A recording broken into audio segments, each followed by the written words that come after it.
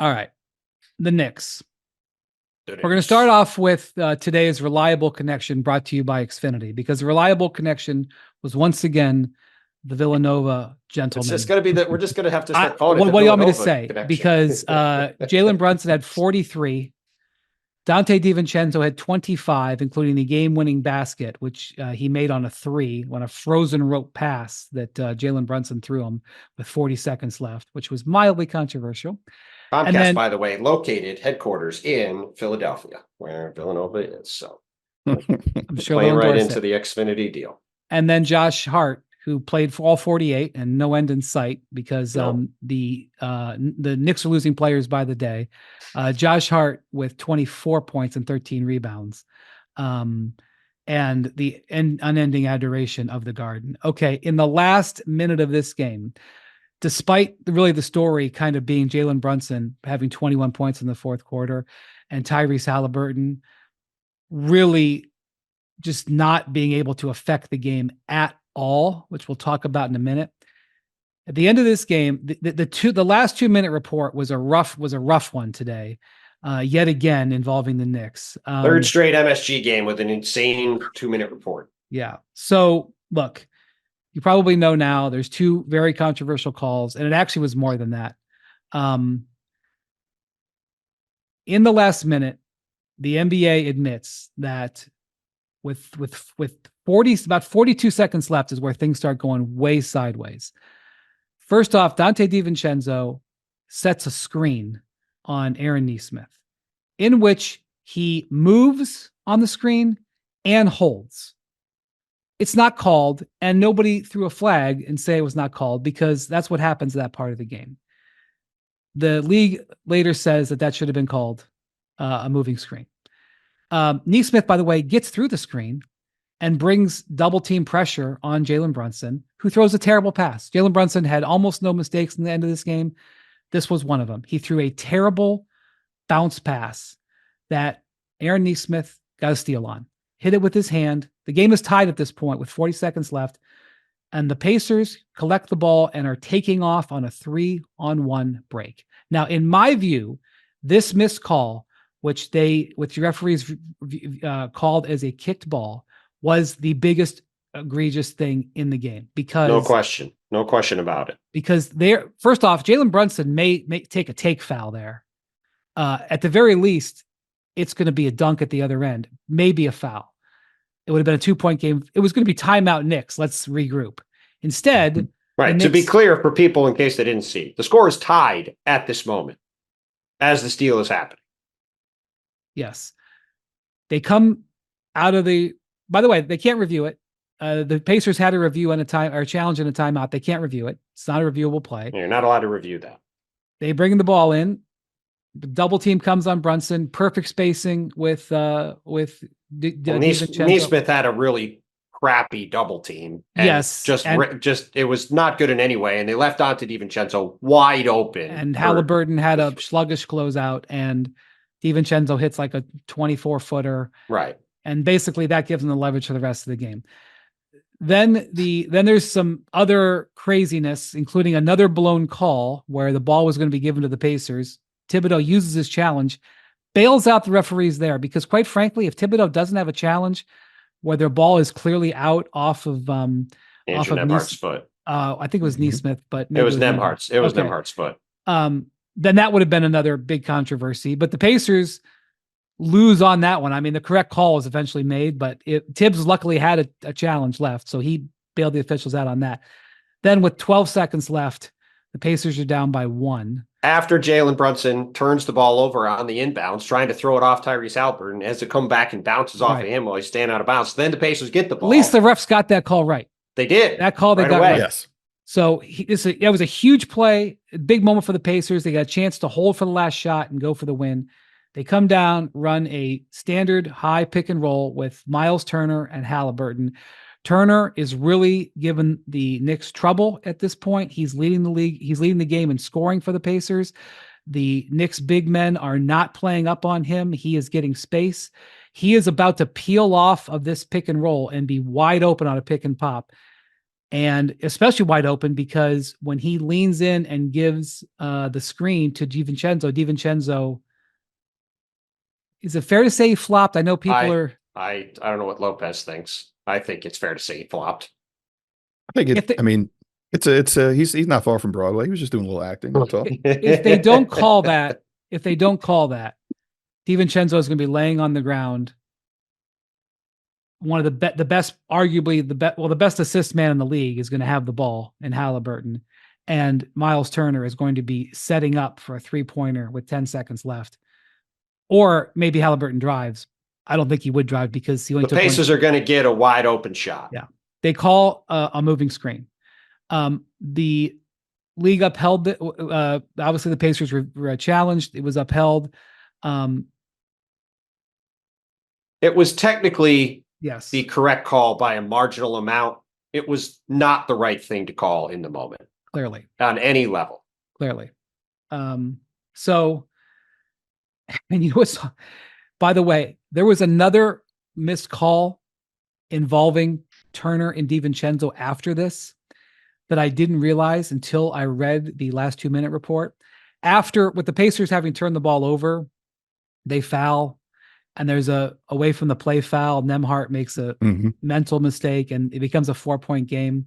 The game's basically over, but with like 8 seconds left, with this being a 4-point game, it's over.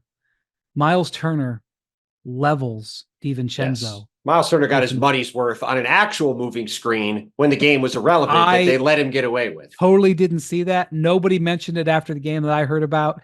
That was on this 2-minute report. Well, nobody mentioned it because it didn't matter at that point. Well, it mattered to Dante DiVincenzo. No, Dante DiVincenzo will do the swap on that one. So anyway, this was a mess. It marred the ending that Brunson had, his 4th straight 40-point game in the playoffs. And by the way, the 5th game in that run, he had 39. So Bontemps and I are in the post-game press conference, and Rick Carlisle took a little bit extra time to come in, and what he was doing was watching the end of the game again.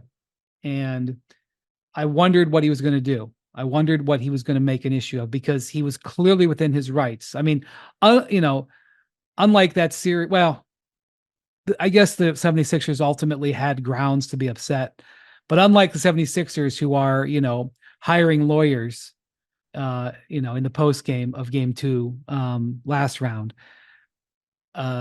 Rick decides to come in and take the high road and not complain about the officiating. I thought it was smart because he's got a young team. He's in a hostile environment. And I think that the important thing for them is to try to keep their heads about him. I thought him and Miles Turner both set a good tone from that regard. Yeah. But look, I mean, it's a huge problem for the league that all we've talked about during the playoffs is the inconsistency with the officiating. And I don't know what you think, Lopez. We haven't covered a game together yet in these playoffs, but every time they go to Secaucus, I have no idea what they're coming back with. The reviews, there's wild decisions on these challenges all over the place. Tom Thibodeau called this challenge play on Jalen Brunson. Everybody in the building thought it was an insane challenge. He wins the challenge somehow. I mean, it's like this every time they do it. And by the way, I'm also going to say something else. And I don't know how people at the Olympic Tower and other places will like it, but a couple of years ago, there was this, I'm in Boston. There was this call in Boston where LeBron drove to the basket and didn't get a foul call. Jason Goebel didn't call, very obvious foul. And the Celtics win the game. Pat Bev was on the scene. Pat Bev was on the scene. And I think when the referees did this completely insane decision to send this tweet afterward, saying how there's sleepless nights about this mistake on this LeBron call, I think that permanently damaged the credibility of the referees with a decent segment of the population. Because by doing that, like, look, Jason Goebel made a mistake on that call. Like that, you make mistakes on calls. It happens. Sean Wright made a mistake on this kickball call. Like, it sucks it happened. I'm sure he felt crappy about it. Like, no one wants to, the rest don't want to do that. Like, it happens, though, just like players miss shots or whatever. But by turning it into this thing where we're going to make it like it's, oh, we've wronged LeBron James, we have to like bow down and apologize. It reinforces all of these negative stereotypes that already exist, that the league is in the pocket for the Knicks and in the pocket for the Lakers and in the pocket for the other big market teams. And the fact that this continues to happen at Madison Square Garden, when the first time the Knicks have had a team like this in forever, it's not a great look for the league, even though there is no grand conspiracy here, I can assure you. But it doesn't matter to people. They look at it and they're playing Indiana. These calls happen. The Knicks escape with this win.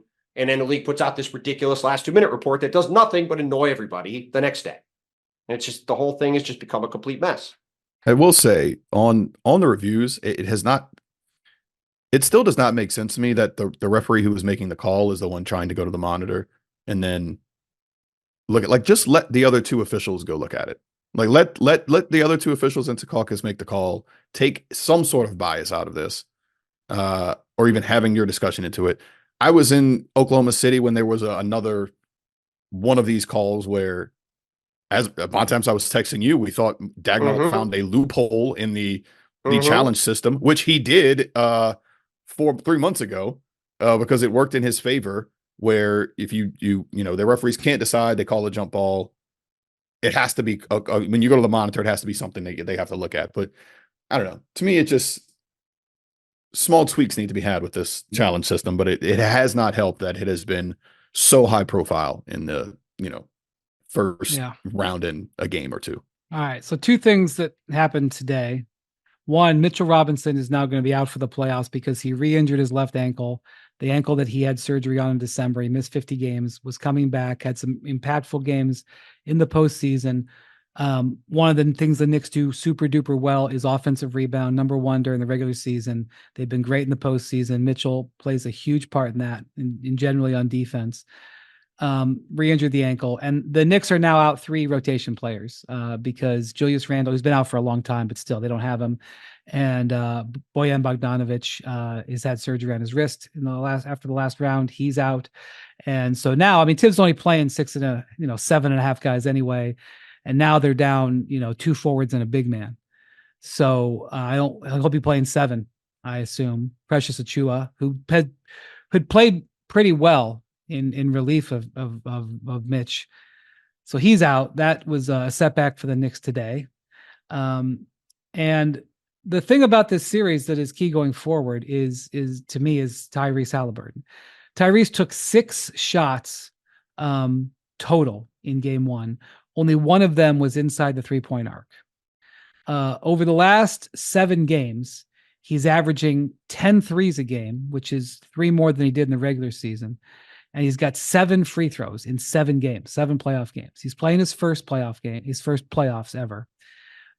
He is on the injury report every day, the last couple of days, with back spasms, which he has dealt with back injuries on and off back to his high school years. I don't exactly know where this ranks for him. They're not elaborating on it.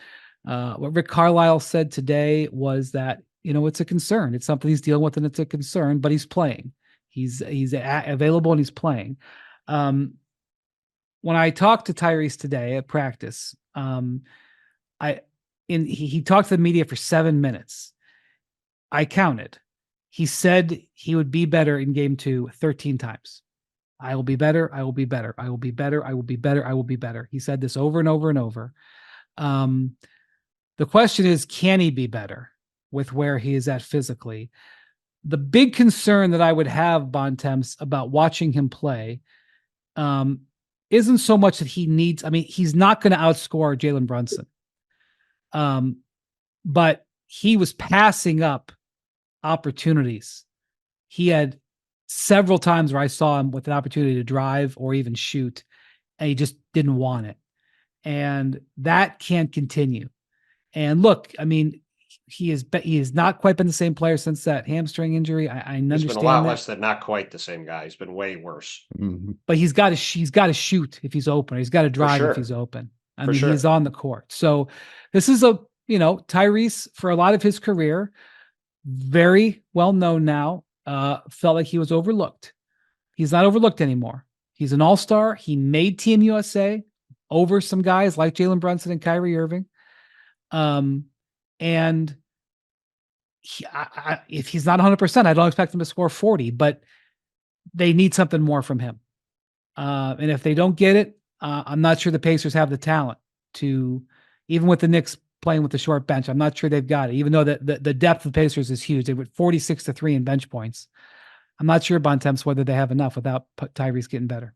No, they obviously don't have enough. I mean, this is another example of you not wanting to like make some sort of prediction. But yeah, they obviously don't have enough if Tyrese isn't playing better than he did in that game. Like, look, the Pacers were in that game because they got an incredible game from TJ McConnell, an incredible game from Obi Toppin, an incredible game from Isaiah Jackson, right? You can't expect to get those kind of games from your bench players every game. They need Tyrese to be really good. He's got to be playing Jalen Brunson to a draw. He's got to be that kind of guy for them to win this series. Like, they were able to wheeze past Milwaukee, missing 2 guys and with Chris Middleton banged up because those guys were out and Chris Middleton was banged up and they only had so much firepower ultimately. But they're not beating this Knicks team with Jalen Brunson going the way he is and they have no way to stop him on defense. Like, they need Tyrese Haliburton to be Tyrese Haliburton.